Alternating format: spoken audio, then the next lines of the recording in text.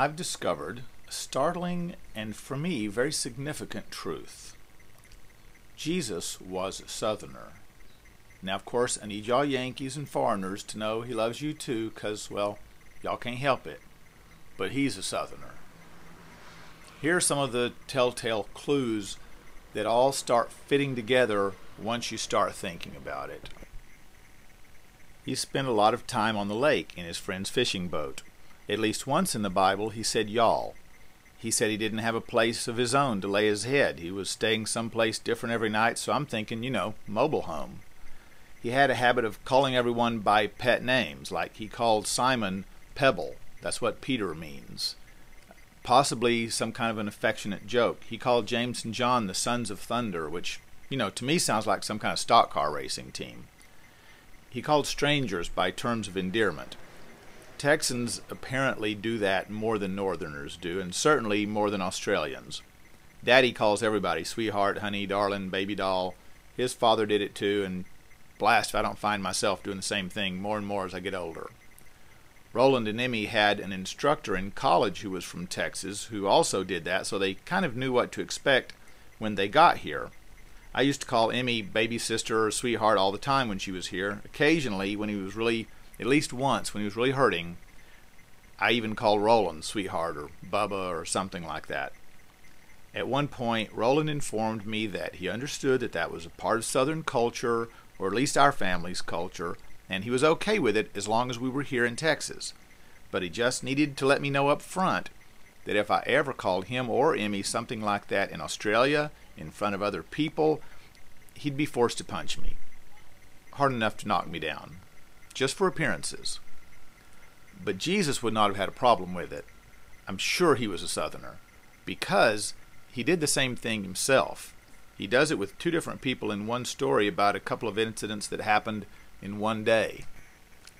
He had, in fact, just stepped off his buddy's fishing boat when a synagogue leader named Jairus came up to him, fell at his feet, and begged him over and over to come to his house and heal his dying daughter. The religious leaders didn't think too much of this carpenter-turned-traveling evangelist named Jesus, and Jairus was a religious leader. He must have had a certain degree of contempt for Jesus. Certainly most of his friends did. But in his desperation, Jairus overcame his prejudices. And anyway, the feeling was not mutual. It's not, Jesus loved him and went with him without a word of condemnation or a moment's resistance.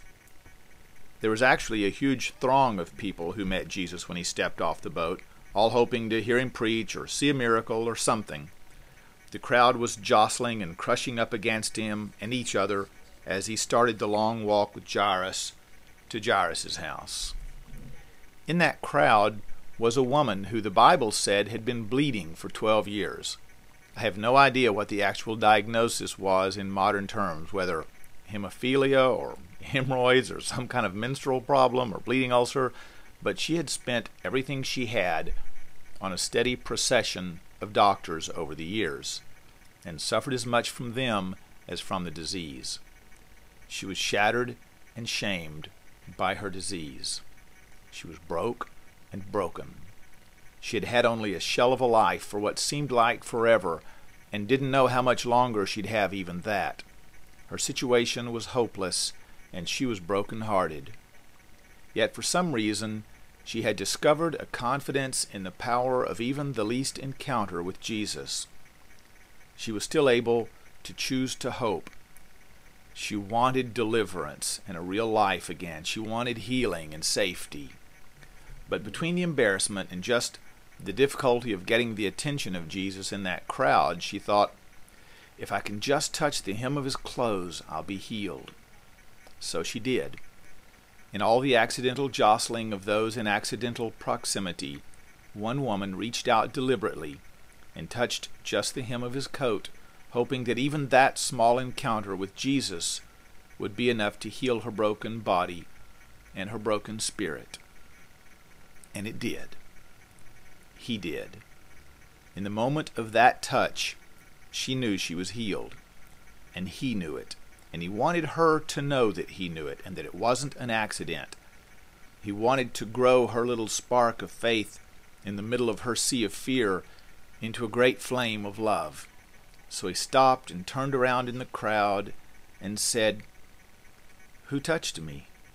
His friends thought he was crazy. They said, "What do you mean, who touched you? You got a whole mob of people who have been pushing against you all morning. Everybody touched you."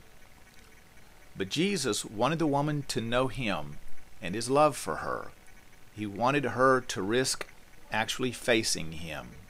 He wanted her to know that her healing was his deliberate compassion for her and not just a Harry Potter-style incident of accidental magic. Finally, shaking with fear, she told him the whole truth. And he said to her, here's that first term of endearment. He said to her, "Daughter." One translation has it, "Dear woman." He told her that her confidence in his power and compassion had been a key ingredient in her healing. He confirmed her healing, and he granted her not just physical healing, but peace, deliberately and specifically. By her encounter with Jesus, in the middle of her brokenness, she experienced his power, his love, his compassion, and his peace. She wasn't as rich as Jairus. She wasn't as politically connected. She wasn't as well known or respected or powerful. Even her neediness couldn't really quite top Jairus's. But Jesus had time for her, and he had compassion for her, and he had healing for her, and he had peace for her. He called her out of the crowd in the middle of her brokenness and fear, and he valued and affirmed her. But meanwhile, we've still got this desperate daddy standing there, frantic about his dearly loved daughter, unable to command and control, able only to stand there in quietly mounting terror. And now his aching, scared heart finally has the last ounce of hope and purpose utterly crushed in his chest, leaving only empty, echoing grief where his heart had been. Someone from his house came to him as he stood there beside Jesus and said, "She's dead. It's too late. There's no point in bothering Jesus anymore." But the story says that Jesus just ignored them. It says he didn't pay any attention at all to the people who told the poor man that it was too late for him, too late for his daughter, too late for hope, too late for healing, too late for restoration, too late for Jesus. Jesus just kept walking right beside that broken-hearted daddy all the way back home, saying to him, "Don't be afraid anymore. Just trust me. Don't be done hoping yet. Don't be done believing yet. Trust me." So they finally got to the man's house, and it was just mass confusion with the whole extended family and neighborhood wailing and sobbing. Jesus told them that the situation that was overwhelming to them wasn't overwhelming to him. He said, "She's not dead. She's only asleep." And the crowd just laughed in bitter contempt because they knew she was dead. But he went into her bedroom and he took only Jairus and Jairus' wife, along with his own 3 closest followers, Peter and James and John, into the room with him. He might have said something like, "Pebble, come on in here. I want you to be a part of this." And he didn't call out her name in a loud voice and pop her on the forehead for dramatic effect.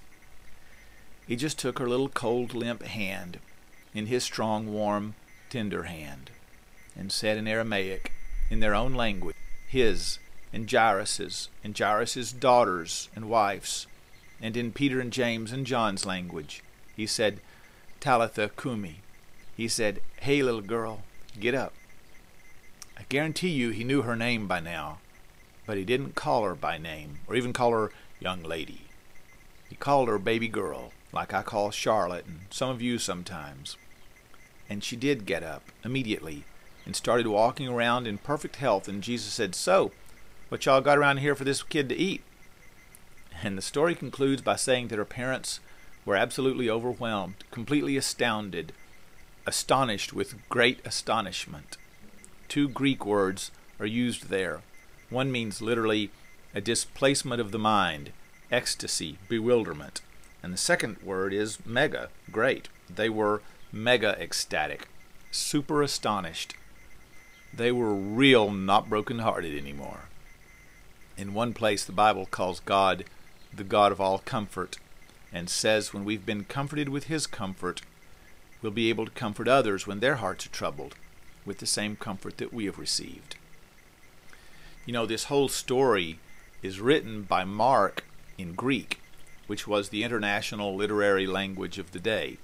But that one phrase in the whole story, "Little girl, get up," is written in the language Jesus actually said it in. The reason is because Mark got the story from Peter, and Peter was there when it happened. And I can see old Peter telling young Mark that story with tears running down his face, still so overwhelmed himself by the power and compassion of the God of all comfort that he can't even think of the phrase in Greek. He still, all these years later, hears those precious words, Talitha Kumi, and he hears that voice saying in their own language, in their own accent, "Get up, darling. Y'all feed this baby girl something." You may forget your second language, but you never forget love like that, or power like that, or compassion like that, or transformation like that. As he speaks to the dear woman who was already healed, as he speaks to the daddy on the long walk home while the situation was still at its worst and most hopeless, and as he holds that baby girl's hand after the resurrection, he always says the same thing, with the same compassion and confidence and tender, penetrating power. Baby girl, baby boy, darling, you're more important than you imagine. I see your face in the crowd. Your situation is less hopeless than you imagine.